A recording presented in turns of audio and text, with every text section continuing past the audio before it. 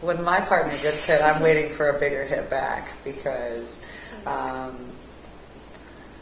I get real rowdy in the stands when Pierre fights. I try to keep it down, but he's very strategic and he often wins. But he's a very strategic fighter where he waits and then he takes you out. And I would just like you to take the other person out now. Right away. I don't want to be waiting. I'm all worked up. I'm sweating in the stands. Everyone's looking at me. Injury is different. Anybody gets injured, whether it's on the other team, like seriously injured, or my boyfriend. It's another story. It's their career. They're going to come home. You're concerned. Everyone's concerned. I mean, you can speak to that too. It's just nerve-wracking. You don't know where they go, if they leave the ice, when they leave the ice, and what's coming. So fighting an injury is very different.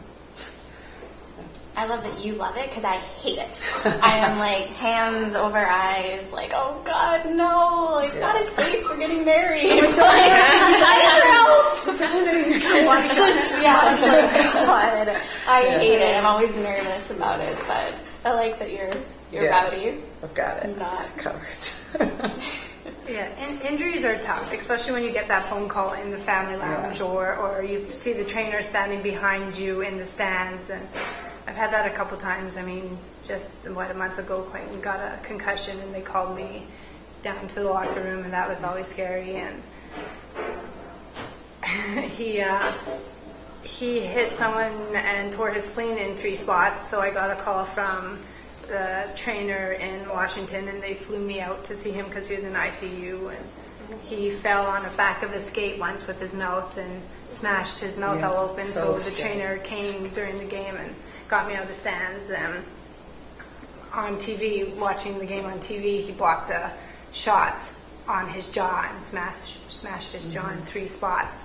So the trainer had to call me from the ambulance, as they're still talking about it on TV and how they always seem to make it worse. But I mean, that was pretty bad. So we've been through a lot of injuries, and they don't get easier at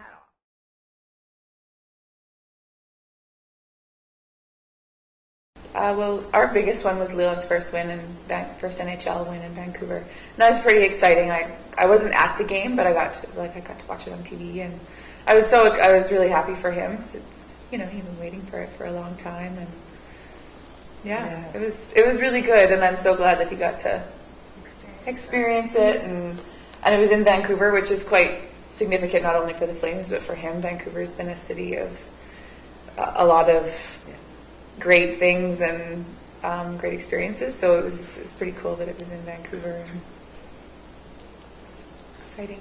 I remember Ben's first NHL goal. I was traveling in South America, and I was planning to surprise him and go and visit him when he was playing with the Islanders. And I had lied to him and told him that I was still in Brazil, but really I was home in Vancouver. And while I was on my way to New York, I was on my way to Connecticut. Ben was in Bridgeport at the time, and he had gotten called up as I was traveling to New York. So I'm trying to surprise him, and he's on the plane to, it was Tampa Bay or Florida at the time. Anyways, while I'm on the plane going to see him, he scored his first NHL goal, and I heard about it afterwards, and that was pretty exciting. But I wish I could have been there. Yeah, you were trying. It was a crazy day for him and for me. Yeah. I remember Quinn's first call up to Washington, but I mean, he was 29, so he was probably the oldest rookie in NHL history to crack the lineup. And then when he scored his first goal, Hunter was only 2, and we were there in Washington. It was the game winner, I think, against New Jersey, and it's just, I don't know, like, I was just so proud, and I was so, I'm going to get emotional. It's awesome. I was not just thrilled that I was able to see it, but that Hunter was at his dad's first NHL goals, or game where he scored his first NHL goal. And then you just think about, like, how his parents are feeling. Like, it was just, I mean, they worked their whole lives for that. Our phones on the phone nonstop for and, 2 days. Hey. Yeah, people you haven't talked to in years just text you, or old coaches.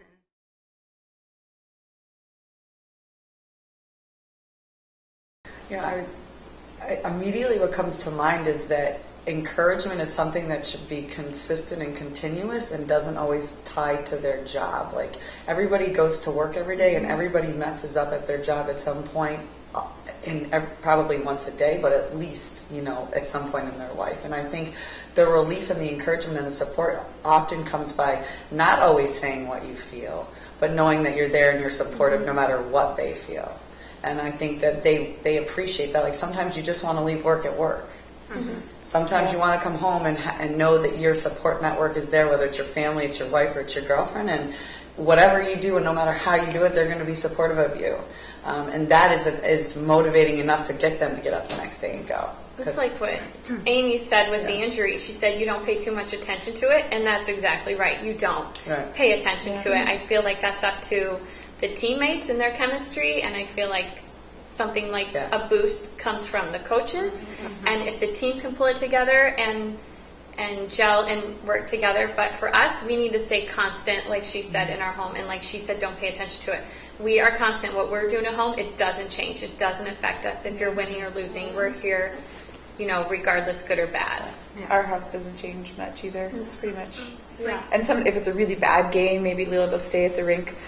He's already really long after the games, but sometimes there'll be that extra 20 minutes because he's like working out or riding the bike, or just he's got to do that little extra, so he leaves everything here. And he comes home to me, he's exactly the same after a big win or a terrible, terrible loss, or, nothing changes for us. When really. Quentin walks in the door, there's not a pout on his face or a poor me or feel sorry for me family. He's at home, he's dad, he's husband, he's family guy. When he walks to the rink or comes to the rink, it's go time, it's hockey time, and he leaves it here. That being said, if he needs me, he knows I'm there. If he comes in that door and, I can tell right away by his mood if he's grumpy. He always switches it to be there for the boys. But I think we still need, they do know that if they need to talk to us, that we are there for them. We're not turning our backs on them by any means, but we're just not going to ask. Yeah, we're not going to ask. Exactly. You want to tell me, but I'm not going to ask. That's true. I think they for need us, it, they'll find it. I feel like the same as you guys, when Ben walks in the door at home, it's over, the game's done and all that. But I think that something for me, I always feel like I need to remind him just to take a step back and think that it's a long season and it's just one game. The game's over, start again the next day. And that's something that I feel like I always have to remind. Not that he needs to be reminded of that, but I feel that I should remind him that, it was a bad game, but tomorrow's a new game or next week's a new game, and it's a long season. You probably have 40 more games left to play, so don't worry about it too much.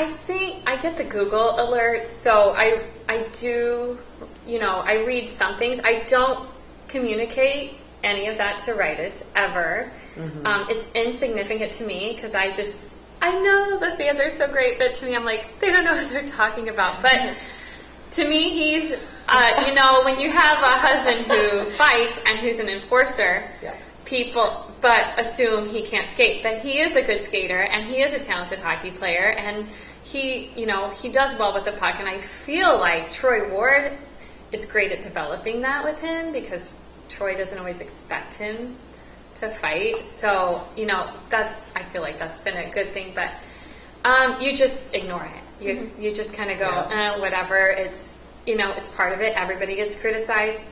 I feel like you're under a little bit more of a microscope in Canada than you are in the States. It's as much as Canada loves hockey, it's criticized and critiqued so much. It's like, wait, you guys love this sport so much. Why are you telling these guys how to play and what to do? And it's, in the States, that's different. It's more hurrah, hooray, yay. It's, let's move on to baseball. Let's basketball now, and here it's, let these guys be. They're exceptional athletes, and I think every player gets criticized. But I keep my personal Twitter and Facebook private, but, because I don't want anyone to say, because I will, get mad or, I'll get mad. Say what I think. And I get mad. I do get mad Not to the point where I'm going to turn around and say something. I hope. Maybe. But that being said, That's what I'm saying. if my kids are with me and someone is yelling that their daddy sucks, evil mom can come out. And it's not pretty. It's not nice. I think it'd be way harder with kids. It's so hard. You want to react because I don't want my kids to be like, yeah, this guy can say this stuff about your dad and get away with it when your dad is the greatest guy alive. But then I don't need them seeing that you react to something negative being more negative. Right, like a role model. So it's, I'll probably look at one of the girls and be like, did I just say that about my husband? And then I'll look at them and say, that guy has no clue what daddy's talking about. It's okay. So I get both levels. I want to lose my mind, and I have to keep my mind at the same time. So I think it's way harder with kids because, I don't really care. I think there's always two sides to every story, and and it's what the fans see from the outside is not necessarily what's exactly happening on an internal level. And sometimes things are told from coaches or from players or whatever, and they have to do this because they were kind of told that they should, or so there's always two sides. So for me, I don't really care, but I think if I once little baby Irv pops out here, I might have a different opinion once they start to tough figure it out. Your kids when someone's talking bad about their dad, because they don't. Fans are hard on goalies. I think fans are tough on goalies. Dylan's been pretty lucky. Dylan's been pretty lucky. He hasn't been hurt.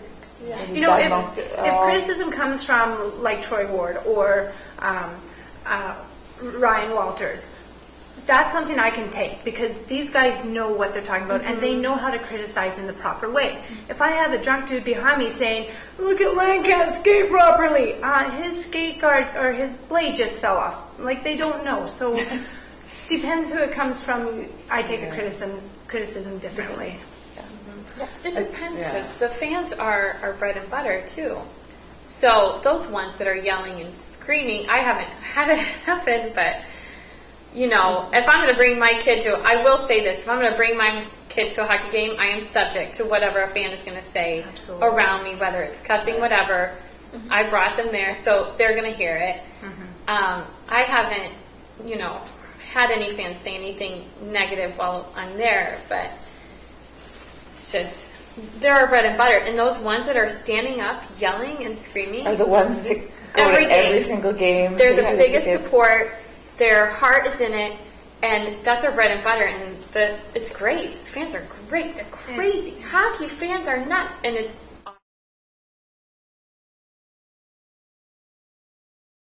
Pink in the Rink is extremely important to me because I actually lost an important mentor in my life to cancer, and I think it affects so many people, and it's important to be a support network for those who have lost someone close to them or that know somebody that is going through something challenging right now. So it's really important to me. The rink is important to me because the more women that get involved, the more we can talk about prevention, whether you've been affected or not. The more that women can stick together and find cures and causes and fight this. We're all in it together, regardless. As I think awareness, like Darcy said, is really important.